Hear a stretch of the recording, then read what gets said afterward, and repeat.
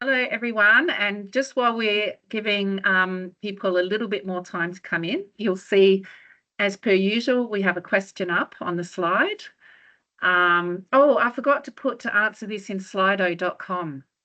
Annika, what's the hashtag thing again? The hashtag is WINR. Maybe Isabel, can you pop that in the chat? Just or maybe I can put it on the slide. No, it's running. I've put it, Sharon, in the chats. Thank you. Oh, so people can just click on that little thing in the live poll. Yeah, so in the chat, just click on the thing that Isabel's put there and you can answer that question. So welcome, everybody. I'm just going to start off slowly to allow everyone time to get in. And so we have a little question here, which is, so I've put go to slido.com. In fact, I'm going to change it. It's going to cause confusion. So sorry, guys. I'm just going to do a little bit of Slido, and then it should be WinR. Is that right? Yeah, just enter the hashtag WinR. So it's not /WinR, but you can change it to hashtag. Is that it? Yeah. Yeah. Okay. Sorry, I have to get back to that nice little. Okay, sorry, everyone. Right. We are organised again. So yes, just a little question there just to get you thinking about today's topic, which is all about collaborating and supporting other women or supporting each other, in other words. So welcome so much, and I'd like to pay my respects to the elders of the land that I am on today, and that is the land of the Whadjuk people of the Noongar Nation. And feel free to share in the chat whose land that you're on today that you pay respect to. So, little question, teaser question, just to get you thinking about today's topic. And anyone, I'm going to move on now, but it is posted in the chat for anyone who wants to go direct to the little poll. So today we're going to have a look at this idea of collaboration, connection, support of each other, and why that matters, how we might do it, and what sort of forms that support might come. So yeah, just mute. I don't even feel like I should change these instructions because we're all so familiar now with this way of communicating. It's a bit redundant, but do feel free to reach out in the chat if there's any questions or issues, and share your ideas. We've been getting fantastic communication happening in the chat in the last few sessions. What we're going to do is first, as per usual, I'm going to share a little bit of the evidence around this topic and some thoughts. And then we're absolutely delighted to have two ARC Laureate Fellows here, both from UNSW and from very different disciplines. So it's going to be fabulous to hear their perspectives, and we'll come to that a little bit later. So I want to start with this question, first of all, of why. Why is it important to help other women? I think I'm just going to highlight 3 reasons, and if you've got other reasons, feel free to share them in the chat. But the first reason, and it's really the reason we do this series, is the first reason is that we know that women in the workplace experience many challenges, and in many ways more challenges than men.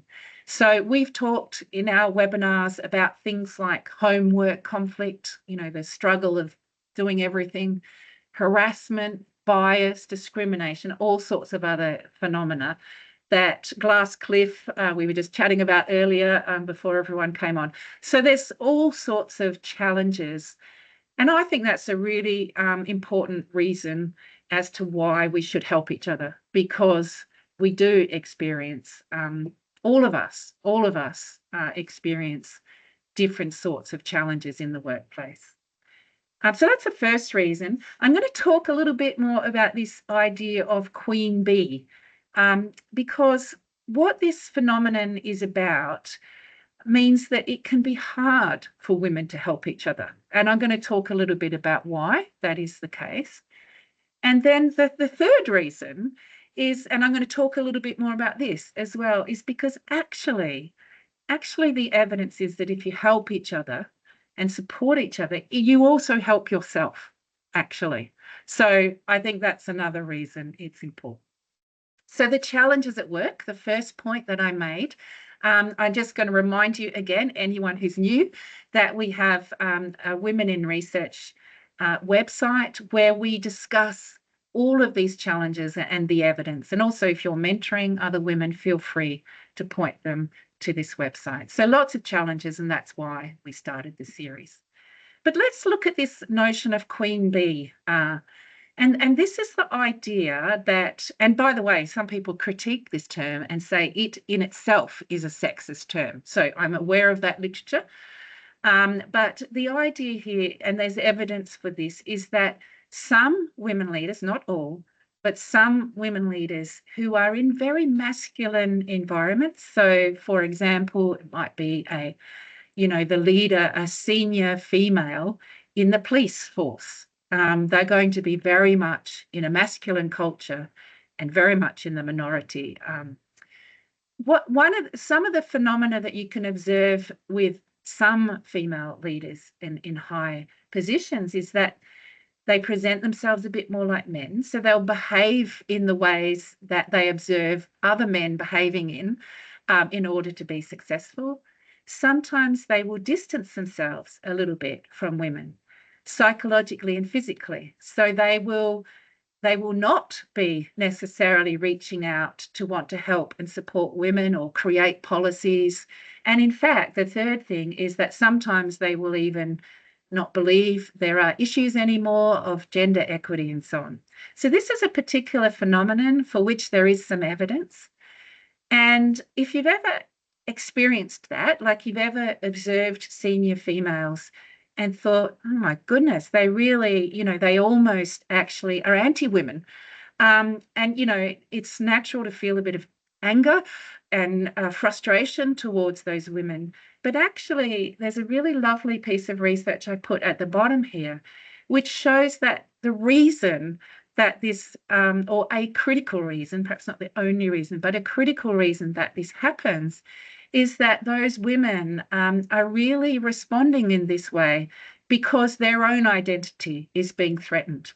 They are a minority in a very masculine environment. They themselves are trying to survive and get on.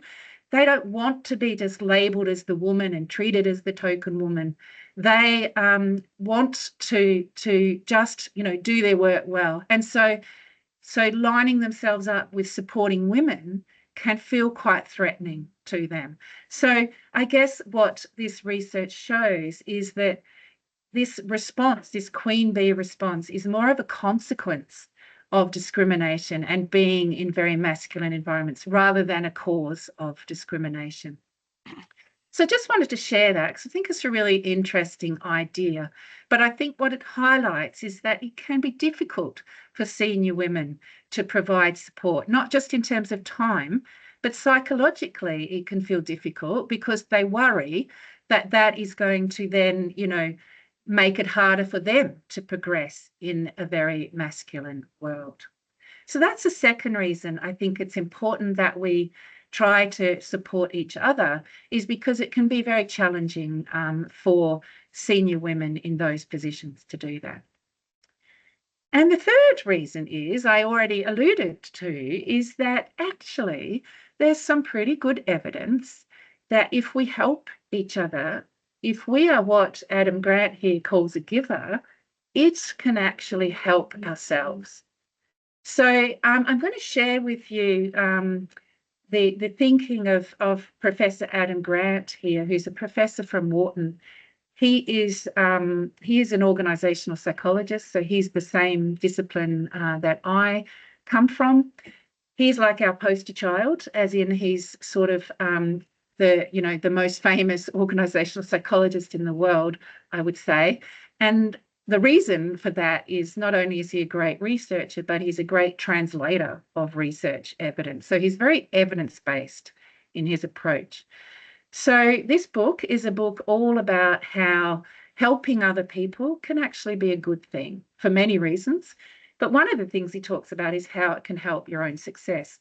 So first of all, and if you did the little quiz at the beginning, it was actually just one little measure of this idea that there are different sorts of people, or even one way to think of it is that we all probably behave in these sorts of ways at various times, but sometimes we're more givers, sometimes we're more takers, and sometimes we're more matchers.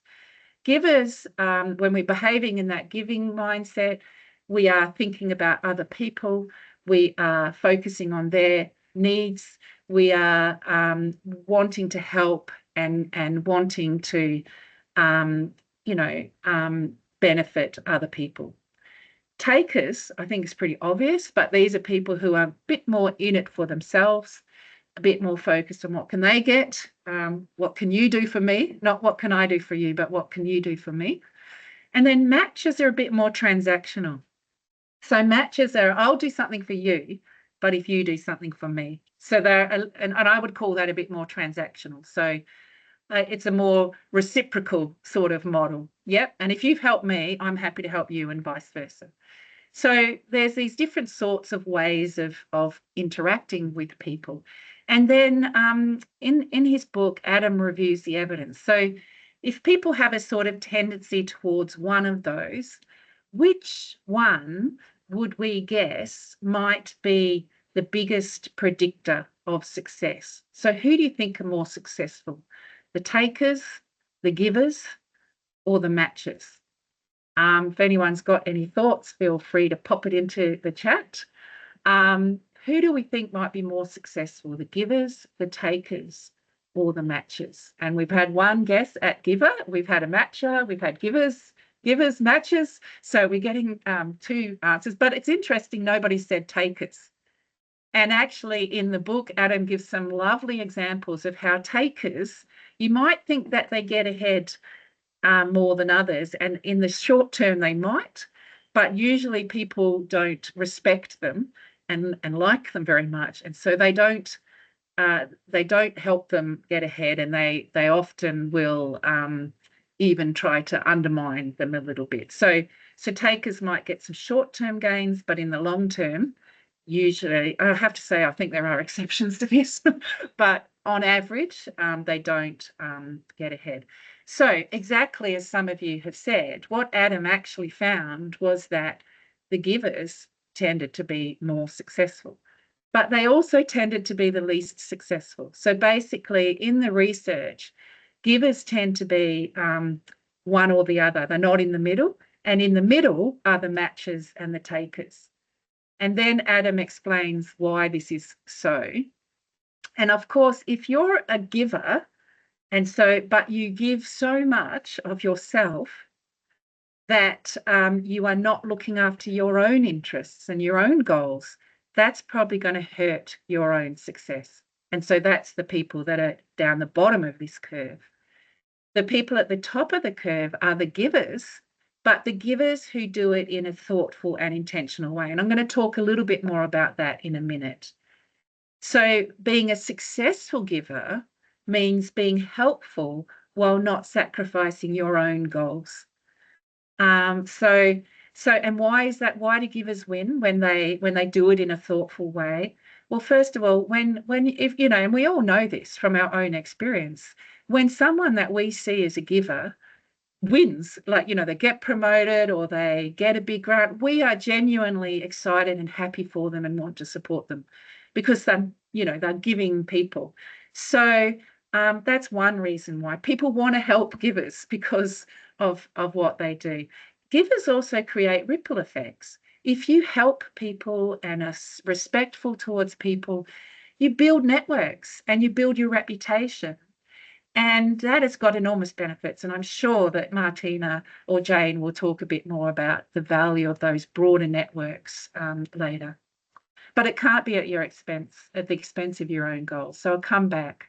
Yes, and Melissa, I see you said maybe takers initially are the better performers. And you're right, often in the short term, but not necessarily over time. Over time, the givers emerge as more successful.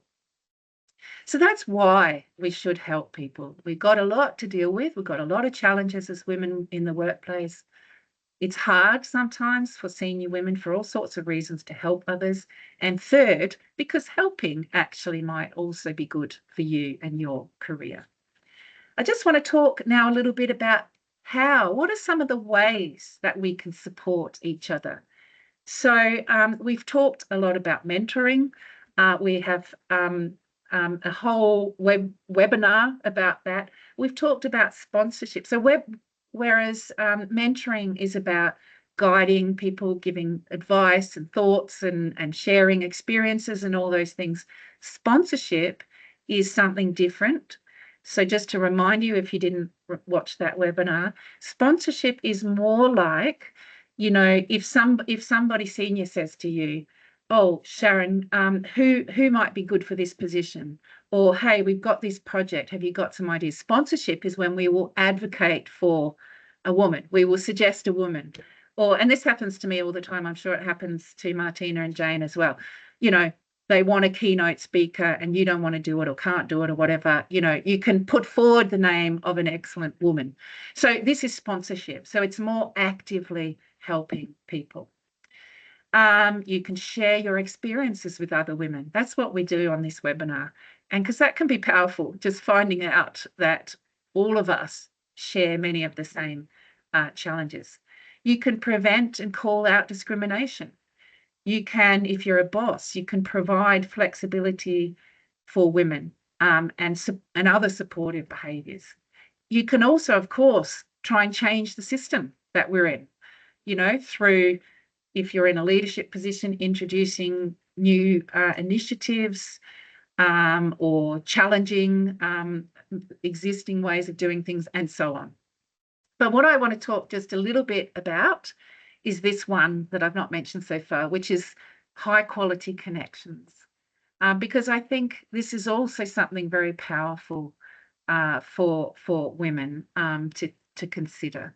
So this research comes from Professor Jane Dutton, who is actually retired now, but it was somebody who started this movement called positive organisational scholarship. So what she developed is this idea, and you can see it in this little picture that I've got here, that we can have low quality connections. We all know what they are, you know, those more toxic connections or harassment or, you know, uncivil behaviours, etc. We can have more neutral, you know, good, happy, nice to say hello types of neutral connections. But we can also have what she calls positively deviant interactions or really high quality connections. And I'll just talk, I put some references there. If you go to, this is actually on my website or our website here at the centre, but it refers to other papers and references. So you're welcome to go to that. But the idea is that if you generate these high quality connections, it creates a very robust climate in your organisation of support, of innovation, and so on and so forth. There's 4 ways of doing it. I'm just going to, in the interest of time, talk about 2. The first one is respectful engagement. And this is sort of something we underestimate, I think. This is the importance of when you talk with someone and connect with someone, of being fully present and giving them your full attention. I think this is so important. We live in a world where everybody's fighting for our attention, you know, our phone, our kids, our partners, a million people are fighting for attention. But when we are with someone, if we can give them our full attention and be fully present with them, that is a huge gift. I think that is a huge gift. And it's something you can do in 1 minute. It doesn't have to be an incredibly extensive way, time-consuming way of helping someone. It can be something you do in just 1 minute.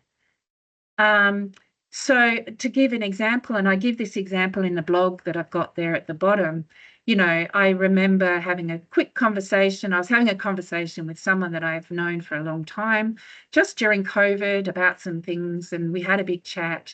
And just right at the end, you know, she said to me, you know, Sharon, I've been reflecting on what you said at the beginning, you know, about a particular issue I was having. And, you know, I've got some thoughts. And she went on.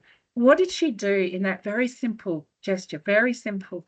She showed me she had really listened to me about what I'd said. She'd really heard me.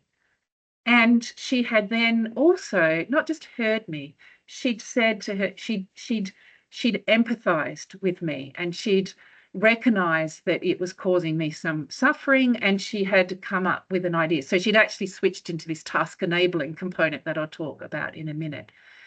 But so just try that next time you're meeting with someone, just trying to be fully present. And you know, there's this, I think I talk in the blog about how we talk at, I don't know, something like 200 words a minute or something. No, well, whatever it is, but we process much faster than that. So the problem is that when people talk, we can already be thinking about other things. So just really focusing on that listening instead of talking can be very powerful. The other strategy is what she calls task enabling, and that is really just, again, being willing to help people, share your resources, your time, your energy, your wisdom, but helping people to achieve their goals. So that can be really simple, and that shows you have positive regard for other people's goals. So if somebody is under pressure, you might just literally reach out and go, is there anything I can do? Or, hey, I've brought you a coffee from across the road because I know that you're working late and you're tired, or whatever. I don't know. If anyone has some examples of how they just enabled the task of someone in a very simple way, again, feel free to share that on the chat. And you can help people's self-image in that as well, because what you're saying to them is, you're important to me. You're important enough to me that I'm willing to take a little bit of time to help you and think about what's important to you, think about what your goals are, and help you. So those are two ways. And if you like this topic, feel free to explore further. There's also some other strategies that Jane Dutton shares. Yeah, thank you so much, Annika, for popping that up on the chat. So building those high quality connections, and it doesn't take necessarily a lot of time. It can just mean that 1 minute that you have in the lift together is a quality minute of real interaction rather than the sort of more surface interaction. Oh, thank you so much, Sam. You've said checking in on team members who have a lot on to see if there are any tasks that I can pick up to free them up. That's an excellent example of task enabling. And you can see how that would really help your team members, show your team members that you're aware of the pressure, which is important, show your team members that you're willing to help and get stuck in as well. So thank you so much for sharing that. Okay, I am nearly done. So we've talked about why is it important to help. We've talked about what sorts of ways you might be able to help people. And I want to just talk a little bit about how we can help and support each other. And I think the key message here, and it goes back to what I've already shared around the success curve, it's important when you are helping other people to do it without killing yourself in the process. So I think that being intentional actually is important. So actually, Adam says that if you're one of those giving people, and let's face it, a lot of women are, you know, you need to distinguish being generous from 3 other things: timidity, availability, and empathy. And what he means by that actually is, first of all, timidity is when somebody asks you to do something and you say yes just because you don't want to be assertive and you actually don't want to help them. But you're too timid or lacking in assertiveness to say no. For example, if a taker asks you to do something, you might want to actually say no, but you might not be assertive enough to do so. And by the way, we have a webinar on assertiveness if that is a challenge for you. Second, he talks about availability. So, you know, if you give to everybody all the time, then you may get into this exhausted, burnt out phase. So thinking a little bit more about when you might help people, how and who. So he recommends, for example, that if people are takers, you might match with them, but you might not just give, in a sort of unthoughtful way to takers. You might. I thought there was a really lovely example of this from one of our laureates who on this topic, and she gave a great example of how, for example, she's asked to write references for American colleagues a lot, and also Australian colleagues, and I'm sure senior people experience this a lot. She basically said, I say no to these requests for American colleagues because there's millions of Americans and they can find someone themselves. But she said, I'll say yes always to junior colleagues, especially Australian colleagues, because they need my support. So she had a thoughtful and intentional way of helping people. And we've again talked about those sorts of ideas. So be intentional. And when he says empathy, what he really means by that is he's not saying don't have empathy. I think he's saying sometimes people, when something bad is happening, they have so much empathy and feeling that they just that they take on the emotions of the person themselves and get so caught up in solving the person's problem. They're not, again, being thoughtful about it. So he actually suggests perspective taking rather than empathy, which is thinking about the other person's point of view but not getting so absorbed into their feelings that you don't feel able to then say no or be thoughtful.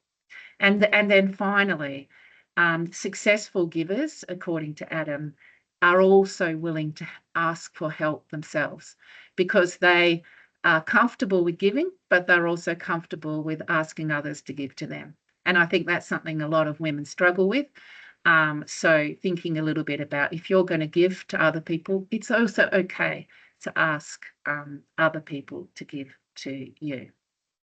So I hope that little tour of why it matters to think about this topic, what are some of the ways we can support each other, and finally, this little caveat of doing it in a thoughtful and intentional way so that your own interests are also served in the process.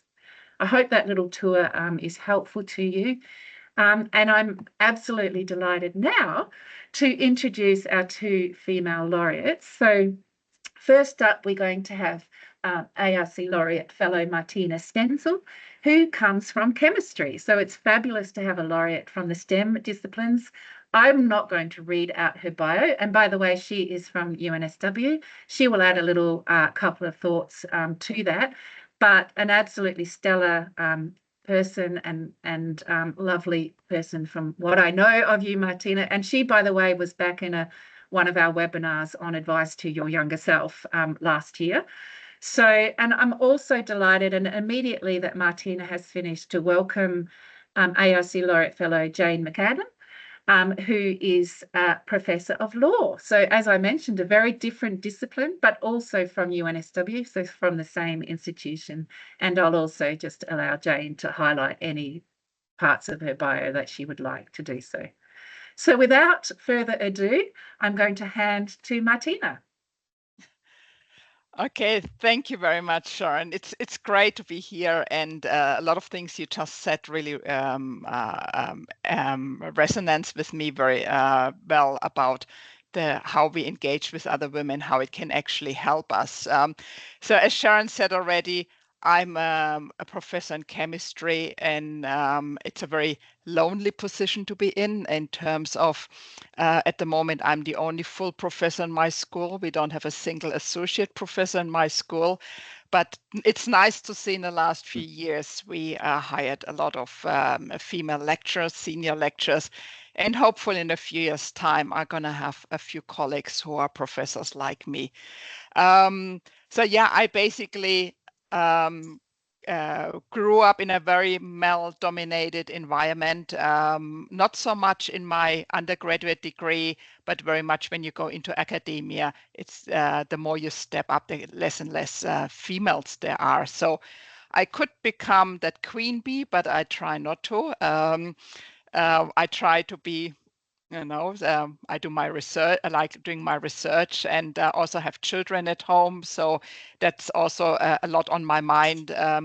Really being a good mother as well. So, and maybe I would like to sort of put my angle a little bit onto how female interact, and you're going to realize that actually men come in quite a lot, because I found them really quite important in where I am, because it's not just about females. I think we're in a community where we need to engage with every stakeholder and people from different backgrounds. But I would like to go back maybe sort of more than 10 years ago. I did a Women in Leadership program here at UNSW, and a very senior woman came to our program and talked about her work. So she was really top in the university, and she said, well, in my position, it's very lonely.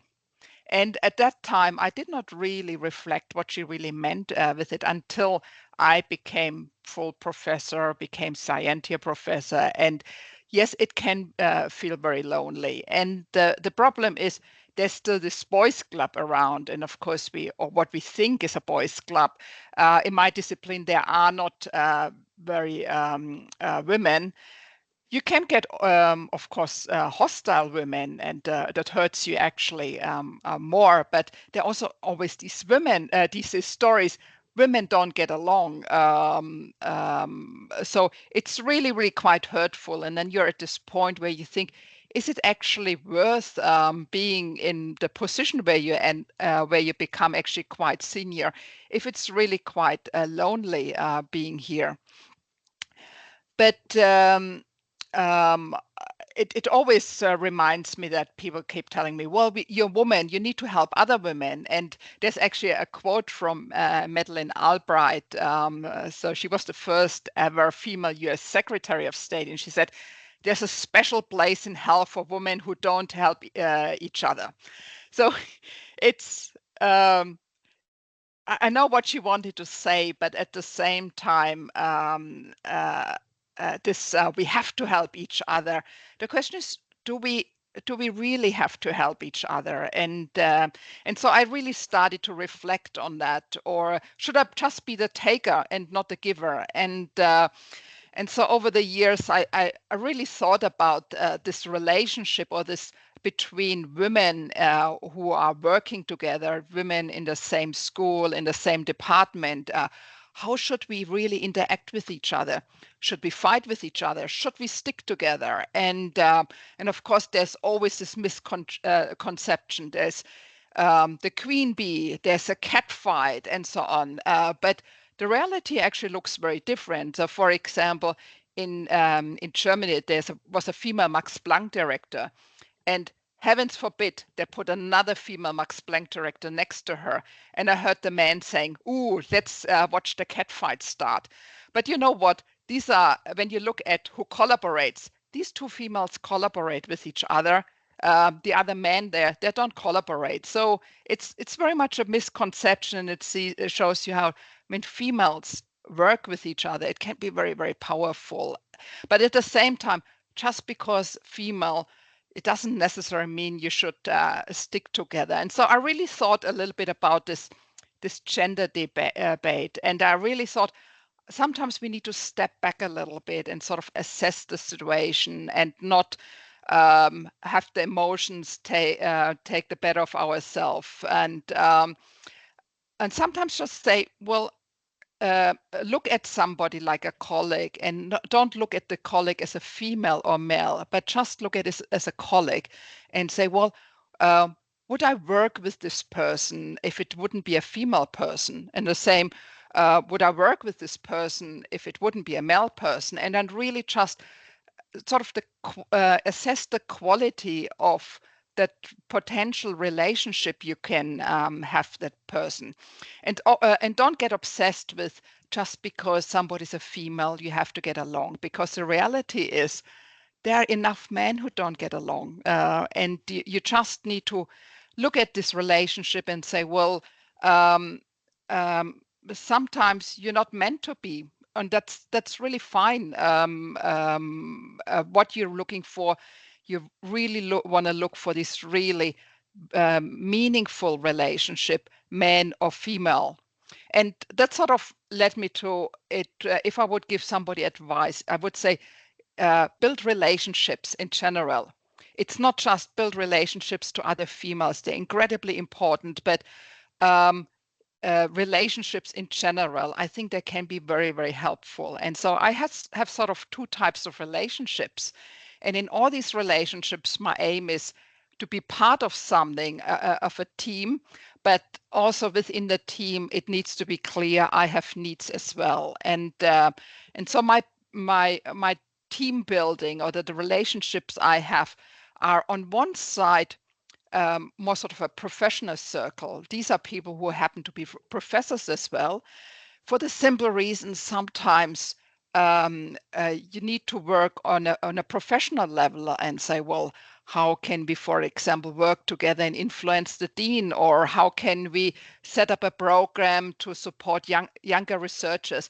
And in these professional circles, because it's mixed male female, you get this male perspective, and it's incredibly important, because I found as a female, maybe you're a little bit more balanced. I can get occasionally really emotional about things and say, oh, that's not really fair, is it? And I get used here. And sometimes if you hear a male perspective, it can be really quite sobering, can be incredibly useful. But of course, I do like my relationship with female researchers, and they can be now on all levels. They can be with a female mentor, with a younger person, with people on my level, and they don't necessarily have to be in my field. It's just so important, really, to exchange ideas with others about on leadership, on discrimination, thoughts on balancing work and family. But simply just being in a female space can be so liberating. It's you can, if you're surrounded by a little bit older females, you can say things like, oh geez, I'm hot today, and everybody can relate to it. I found it such a safe space to really be in a relationship. But we need to accept also that relationships take time, and you need to approach it and look at it as a person. And just because somebody's another female doesn't necessarily mean you should work together. It's you always need to, as I said before, think about it. Is this a good person to work with? Do we have common grounds? Do we get along? Do I have a feeling I get heard as well? And my needs are met. So really adjust your expectations. And then also give your relationship a little bit time. There might be bumps along the way. And if a relationship does not work out, it's fine. So, but if you go in there and you have extremely high expectations in terms of, this is another woman, she's our professor, we have to work well, and and there's clashes along the way. It's sort of high hopes, but also high faults. So really approach things carefully, casually. But overall, if you sort of start looking at other females as potential allies, there's really so much you get out of it in the end. As I said, you have similar experience. You experience similar discriminations. Very often you have to balance work and family, but it's so great really to get feedback, mentorships, and advice. But I personally also like working with females, because a lot of females I found very often, they think like me. If they put their hands up, they actually do something. And I found that question sort of, I do everything, but men don't do everything, can't be bothered. And that's why I like working in my little female network, because I feel women have the same outlook most of the time, that they like to go into a relationship and they like to give the best. But very important. Martina, I might have to stop you there. I'm so sorry. Yes. But look, I think you've made many powerful points about the overarching importance of meaningful relationships. So thank you so much. We'll move on to Jane, just because I do want to get a little bit of time for questions. Yes. Sorry. So thank you, Martina. Over to you, Jane.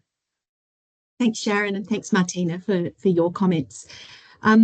Something that you were saying there resonated, well, quite a few things, but one thing in particular that resonated with me was your comment about dealing with people as people and not necessarily female, male, or however people may wish to identify. And I think I just wanted to preface the remarks I'm going to make by saying that in terms of some of the approaches that I'll discuss, how somebody identifies in terms of gender is not at the kind of forefront of what I'm doing. But I think there are probably certain things that I may tend to do more when I'm engaging with female students or colleagues, simply by virtue of the fact that I think, based on the experiences I've had, many of them are carrying a considerable load across their professional and family life. Not to say that men aren't, but very often I feel there's an imbalance there, perhaps, that I need to be very conscious of. So perhaps just a little bit of context, because I work in a law faculty, also at UNSW, but our composition is very, very different from what Martina was talking about. So in the law faculty, we have 9 women professors and 5 men professors. So we have a very strong sort of female senior presence, and that's certainly a faculty of a lot of women has been my experience since I began there 17 years ago.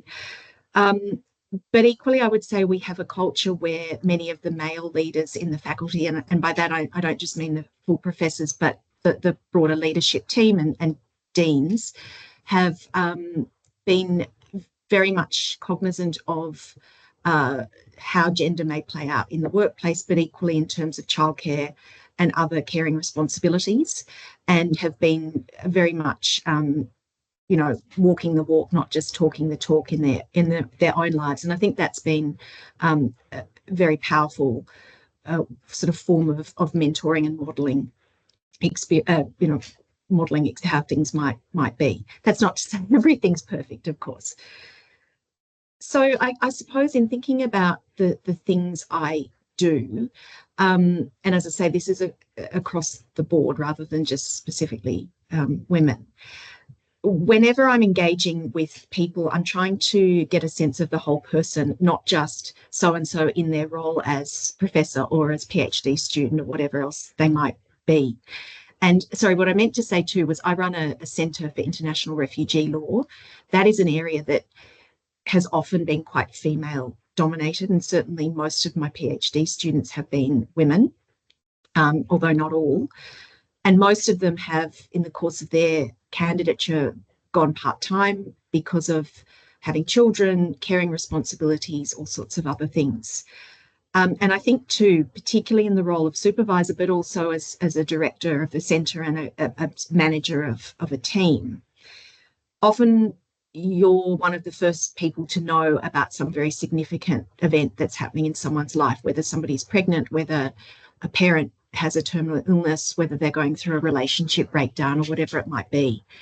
So often you have information confidentially, but that also gives you a much broader picture of somebody's life than everybody else around you might have. And I think that's really important, because I was thinking if all my PhD students were to sit down and compare notes on the advice I've given them, they might say, gee, she's very contradictory.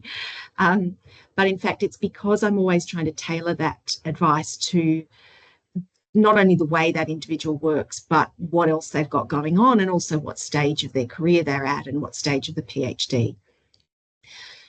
As part of that too, I think it's important to see the whole person, when I'm talking about others, but also when it comes to oneself.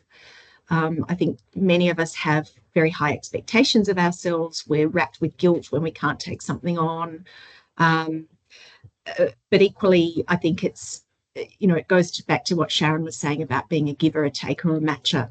I think in my early career, I would sometimes look at my calendar, and if it happened to be free at that time, I was being asked to do something, I'd assume I should do it, rather than thinking, well, if I spend 2 hours at that time doing this, it's necessarily going to detract from something else. So whose goals and priorities is this serving?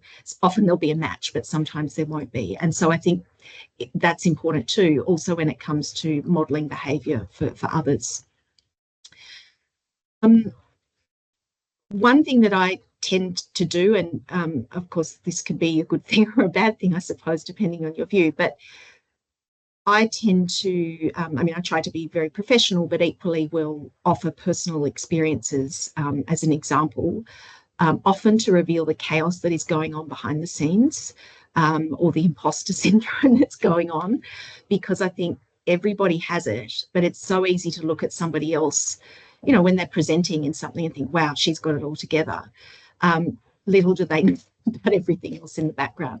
And I think by revealing that, it can be helpful to show that we are all people with real lives and all sorts of different demands.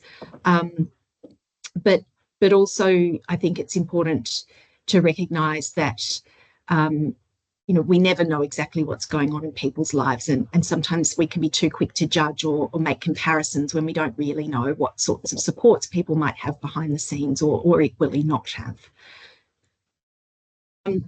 Another thing I try to do, and again, particularly for women with young children, is to remind people that it's important to think about your career over time. So you don't have to do, and you can't possibly do everything all at once. So it's looking at different stages, looking at priorities, trying to ascertain what a longer term goal might be and how to get there.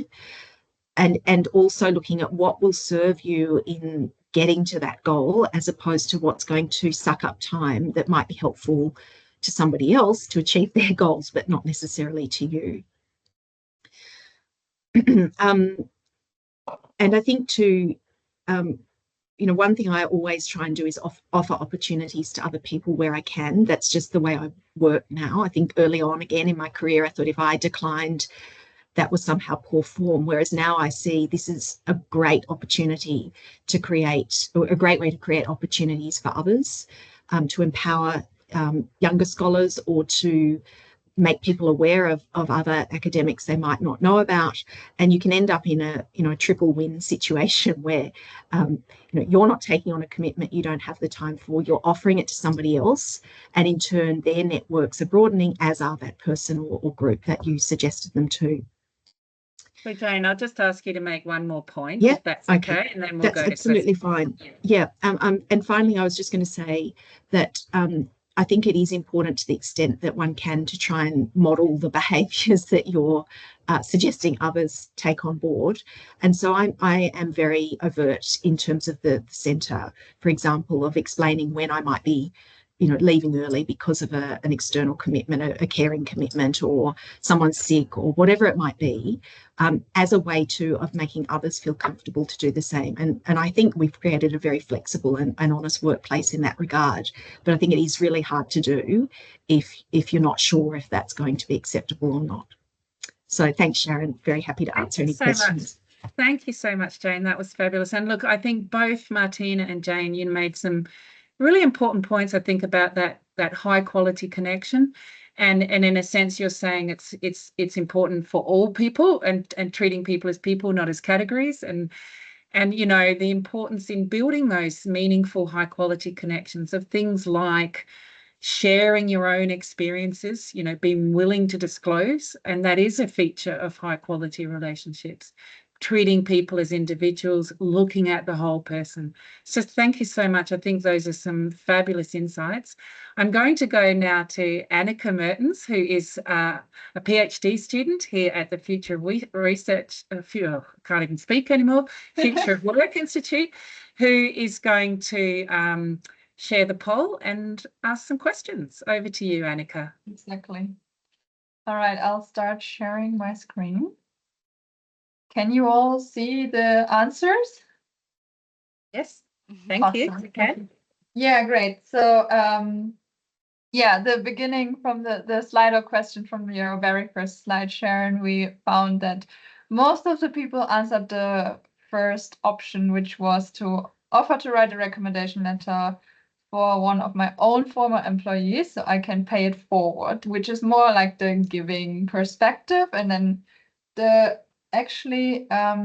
second answer is the matcher. So I pay back the boss that wrote the recommendation letter for me, and also a few taker answers. That's just like maybe to make that clear, that's not to judge anyone who answered anything. There's no right answer to these questions, but it kind of sort of supports the bigger picture that women tend to be in the giver category, let's say. And we also had some lovely feedback in the chat, which I would like to highlight. So Sam, for example, said, I love the idea of making the chaos and complexity visible and having compassion for what people are experiencing, and the idea of thinking about longer term career and what is viable in the short term.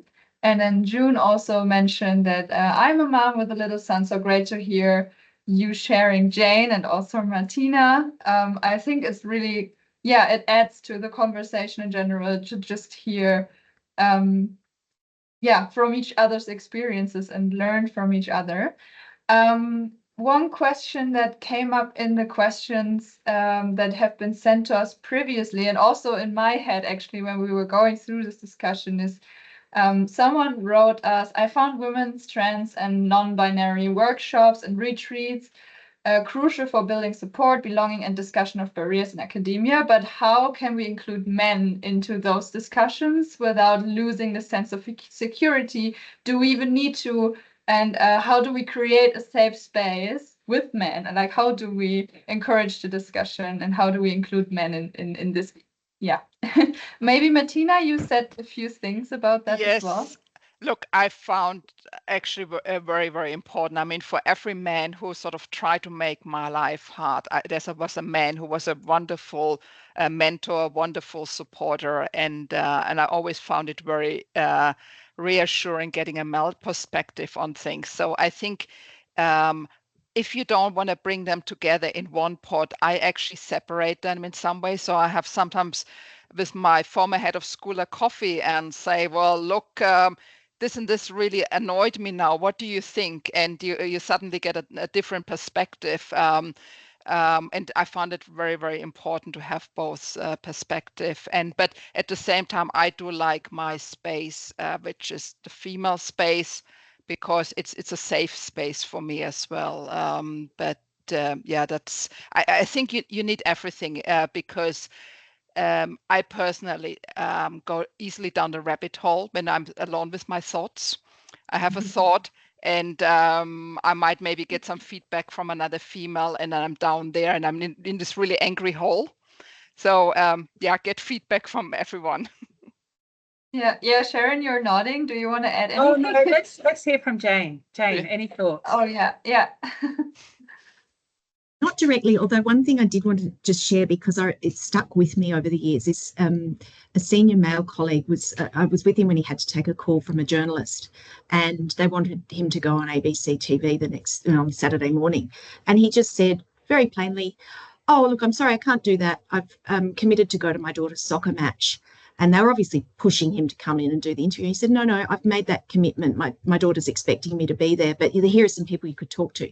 And when he got off the phone, I said, that was really powerful coming from you as a man to say you couldn't do it because of a commitment with a child. And I thought it's probably still easier for him to do that and for people to go, oh, that was a great thing to do. But the more that male colleagues do that as well, I'm not saying that's the answer to everything, but I just felt it sent an important message. And whereas if a woman does that, often it's seen as, oh, she can't be bothered, or I mean, you know how that's seen. So, but I suppose the broader point is it goes to where there are male champions to really partly get them to bring other, to talk to other men and kind of explain a different perspective. And if I can just jump in, I think it's sort of, because this issue comes up a lot, when helping universities design leadership programs for women. Do we have a women-only program? Do we have men and women, etc.? And I think in some ways there's a lot of value in the safe space for women that Martina talked about, and the common challenges, etc. But you also need to create so women-only leadership programs can be fantastic. But you must not leave men out of the equation, as everybody has said, especially because men are often the decision makers in organizations, right? There are more men represented at the top of our organizations. We know this. So we absolutely need that allyship and sponsorship from men as well. So we almost need both of those forums. They just provide slightly different functions, I would suggest. Yeah, but great question. Yeah. Okay, moving on to the next one. Thank you everyone for your insight. Another question was, I often struggle with the balance of providing opportunity to female research without overburdening them. And the person would be keen to hear how others create a safe space for women to also say no sometimes. Yeah, how about we start with Martina again? Okay. I'm not sure what you mean with overburdening them, so that's why I don't really have too many thoughts at the moment. I'm not But sure. maybe just how do you feel safe to say no if women ask you for help? Let's go with that, because I think that's indirectly what this is asking. Yeah. Look, I think in the end, if a woman approaches me the first time, I'm more than happy to have a chat and to help. If I have the feeling, as I said, maybe that's not the best relationship, maybe advice I took on, I gave wasn't really taken, I was just rebuked or something, where I feel, no, it's not. It's maybe not the best relationship if I take on this mentorship role. I sort of strongly say, well, how about you look for a variety of mentors as well? Don't rely just on me, in which I think is very important. I can't be the sole mentor, but it's maybe important to say, look, it's my time, and I feel maybe my time is not really valued here fully. And so that's usually where I then say, well, maybe get a variety of opinions as well. So I'm quite honest about these things. Yeah, I'm not sure, Shane. It reminds me of another female laureate who said something like, I'll always collaborate with someone once, always Yes. once, not necessarily twice, which is a little bit similar to what you're saying. Yeah, I think that's it's the same thing, and it's fine. You don't provide a good service if you have the feeling what I'm saying is not really what people would like to hear. It's also they're wasting your time. Yeah, so I'm not sure, Jane, if you have any thoughts. Haven't got a definitive answer there. I mean, I think it just depends, but you're right. It's about seeing if there really is a way that you can help somebody. And, sometimes there just isn't going to be, it's just not a good fit for whatever reason. But I would never just ignore somebody's request. I would always try and offer some sort of response, even if I felt I couldn't assist directly. Even if it's encouraging them to get help from something else. Yeah. Martina, sorry, Annika, I'm cutting off. Oh, that's fine. Go ahead. But I do see a comment from June about sometimes feeling lonely and unsettled. And I'd love you, Martina, as a chemist who has, you said you've often felt lonely in that. For people who are feeling lonely on their own, what advice would you give them? Look, I think in hindsight, I've done a lot of things wrong in terms of I felt here I am, the only female in my situation with 2 small children. I felt really overwhelmed at time. And what I did not do is I did not reach out. I did not look for a mentor. I did not look for somebody who's in a similar situation, but in a different school. As I said, it was just me in that school. I did not do that. And I think it's very important to have this person you can maybe discuss with. And now I'm much better. I have stronger connections outside my school, but also I have younger colleagues now. They're good fun to talk to. But yeah, I think sort of more on a senior level, I have now established these networks, and I should have done that much, much earlier. Thank you. And I guess just in the last minute, Jane, any thoughts from your perspective of if someone is feeling lonely or isolated, anything that they could do? I was going to echo that if there's not somebody within your immediate faculty or peer group even if it's at another institution, whether it's people you've met at a conference, or sometimes there are groups within the university for early career researchers or, mentoring programs and things like that. But I think having those peer relationships is very important, over time. And one thing I find extremely helpful now is having people who are at a senior level that I can talk to about some of the challenges that I might face, going to the point Martina made about can sometimes be lonely, you know, in these leadership positions. And it's really helpful to be able to confide in, not with confidential information, but just sort of talk about some of those challenges and how you're managing them. Yeah. So the earlier you can establish that, I think the better. I think so. And the universities have now more systems in place. So nowadays, if I would go to my head of school or the faculty, a lot of faculties have now EDI committees. They can connect you with someone who is in a similar situation, and you can exchange ideas and thoughts. And I think it's a matter maybe of reaching out and maybe just send an email to someone and ask them if they could maybe would have time, half an hour for chat. Yeah, so I think the bottom line is, even though it's hard, trying to find a way to reach out, not necessarily to someone in your department, but someone in a similar position. So look, guys, we'll have to leave it there. We're out of time. So our next Women in Research will be called Building a Program of Research, Why, When and How, and that's 25th of July. So hopefully see some of you come back. But I would just absolutely want to say thank you so much, Martina and Jane, for your wisdom and insights. There's been a lot of positive comments put on the chat that we'll share with you later. Thank you so much, Annika, for your wonderful question asking. And of course, there are women behind the scenes I would like to thank as well, Isabel and Eleanor and others. Thank you most of all to you guys for coming along to listen, because without you, we would be nothing. And look forward to seeing you all again very soon in July for our next session. Thank you all so much. Thank you for having us. Bye, yes, thank you everybody. so much.